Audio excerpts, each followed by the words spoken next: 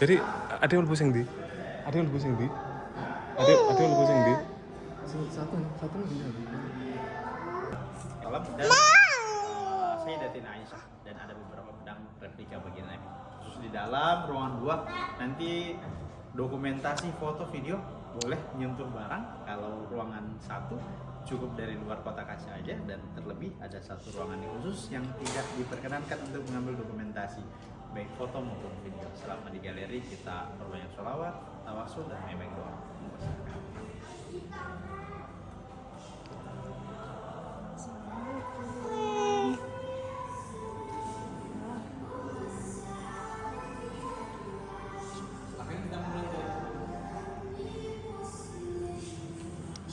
Ustaz sudah sering kesini? Saya sering, saya mau rumahnya sini. Maksudnya kalau sudah mau nemanin ini yang bawa. Ya, Jenengan? teman saya. Oh, nggih. Kalau mau nemanin monggo, kalau mau langsung keliling juga silakan. Nggih. Monggo kita mulai dari ini. Ini merupakan satu buah surban yang diduga milik Imam Syafi'i rahmatullah alaih ya. Imam mazhab kita. Imam Syafi'i ini lahir di Damaskus, Palestina, kurang lebih umur 5 tahun. Setelah itu ya hijrah ke Mekah ya, ditemani oleh ibunda beliau. Ketika umur 7 tahun baru ngaji kepada Imam Ali. Selama 10 tahun selesai ngaji baru beliau hijrah 2 kali. Pertama ke Yaman, yang kedua ke Mesir. Surban ini beliau pakai ketika beliau berada di Yaman, panjangnya 5 hasta atau kurang lebih 2,5 meter. Allah.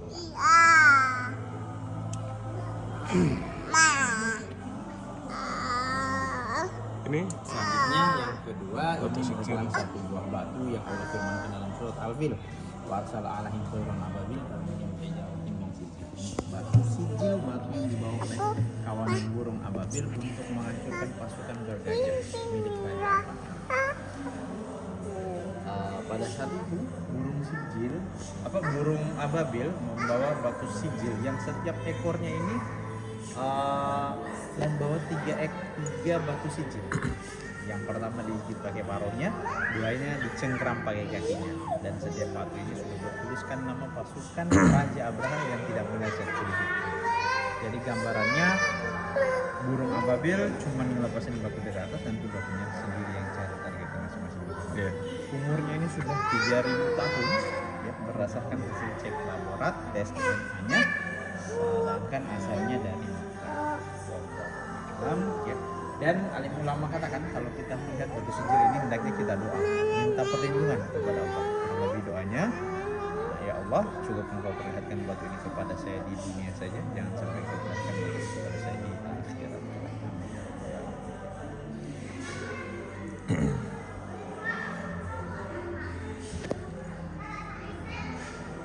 Selanjutnya ini tasbih yang istimewa, terbuat dari tulang unta. Istimewanya unta tersebut diduga milik baginda Rasulullah SAW. Kalau tasbihnya bukan milik baginda Nabi, hanya untanya saja milik baginda Nabi. Karena pada saat itu ya, pada saat baginda Nabi wafat, unta beliau masih hidup, sehingga zamannya dengan baginda Nabi ini tidak ketemu. Nanti unta beliau mati, tulangnya diambil dijadikan tasbih seperti ini. Umurnya sendiri sudah 1400 tahun, asalnya dari Mekah. Kalau jumlah bijiannya kurang lebih 39. Ini oh ini batu. Di sini ada 2 buah item batu yang dijadikan sebagai mata cincin. Kita lihat terlebih dahulu. Ini batu yang berasal dari sumber mata air Madian. Ya, sumber mata air Madian ini terletak di Mesir sana, ya. Tempat pertemuan Nabi Musa dengan anak Nabi Syuaib pada saat itu Nabi Musa bantu mengambil air anak Nabi Syuaib. Historinya seperti itu, dan setelah kejadian itu baru Nabi Musa ngaji kepada Nabi Syuaib selama 10 tahun. Selesai ngaji baru beliau dinikahkan dengan anak Nabi Syuaib. Kalau batu yang di samping ini berwarna hijau, ini merupakan batu pecahan fondasi Ka'bah. Diambil ketika terjadi renovasi Ka'bah tahun 1415 Masehi. Ya. istimewanya batu ini adalah posisinya ketika masih nempel dengan pondasi Ka'bah, batu ini terletak di pondasi multazam. Ya.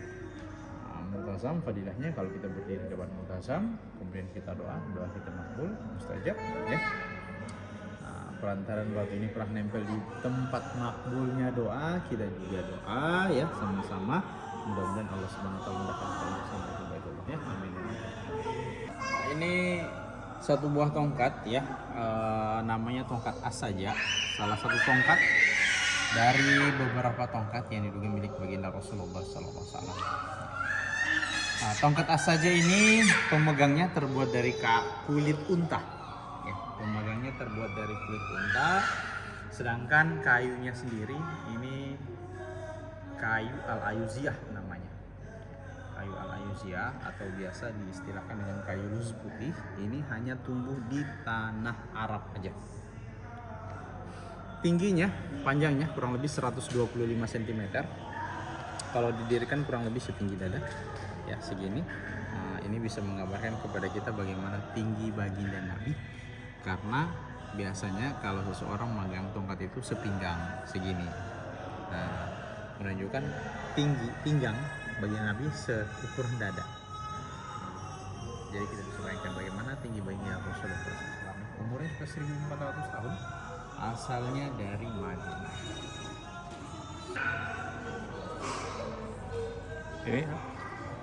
Ini wadah susu, ya, wadah susu yang terbuat dari guci yang diduga milik Sayyidah Fatimah Az-Zahra radhiyallahu anha.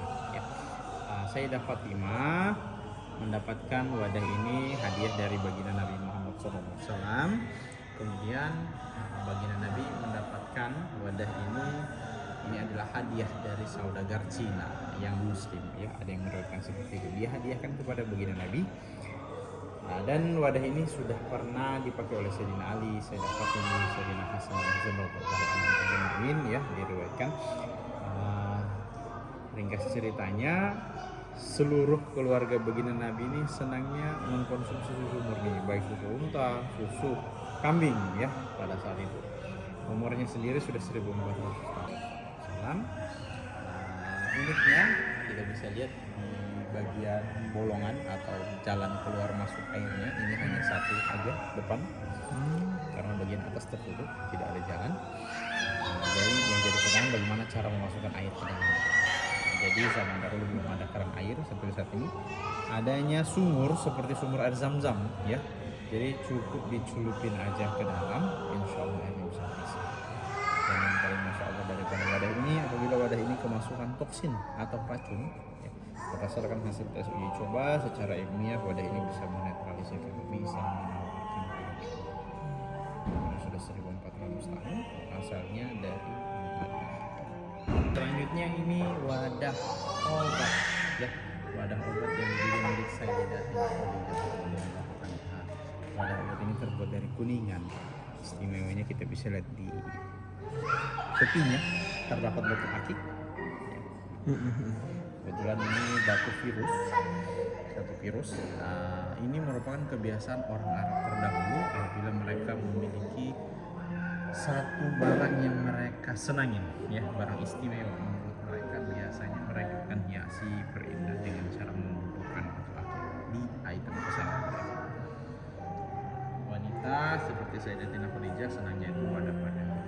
Kalau para sahabat yang laki-laki, ya, biasanya senangnya senjata, pedang. Nanti kita bisa lihat di pedang-pedang para sahabat, ya, terdapat batu akik. Busur, ya, dan anak panah yang diduga milik baginda Rasulullah SAW, ya. Busur dan anak panah ini pernah dipakai oleh Sayyidina Amr bin As dalam 3 kali peperangan. Setelah itu dikembalikan lagi kepada baginda Rasulullah SAW. Kita perhatikan anak panahnya ini terbuat dari kayu. Mulai dari sini sampai ujung ini besi.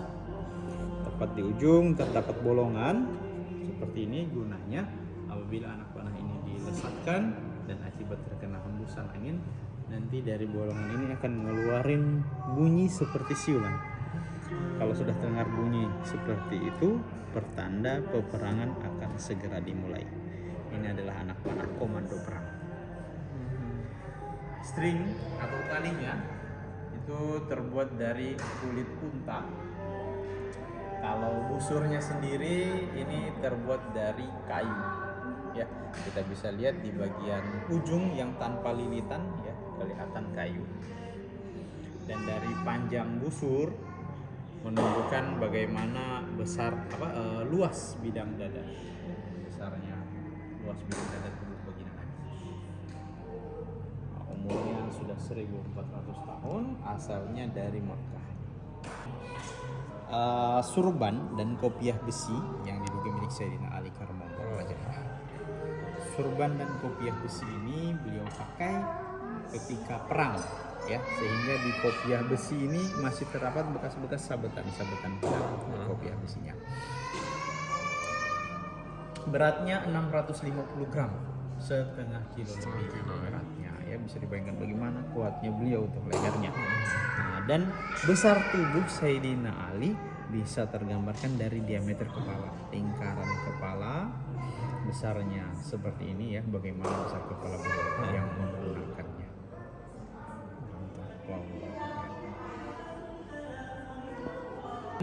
Ini pedang yang diduga milik Sayyidina Husain radhiyallahu anhu.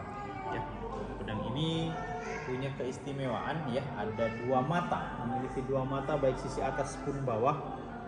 Ini sama tajam. Kemudian ujungnya terbelah dua. Seperti ini. Gunanya apabila pedang musuh masuk ke belahan pedang ini, maka pedang ini cukup diputar ya.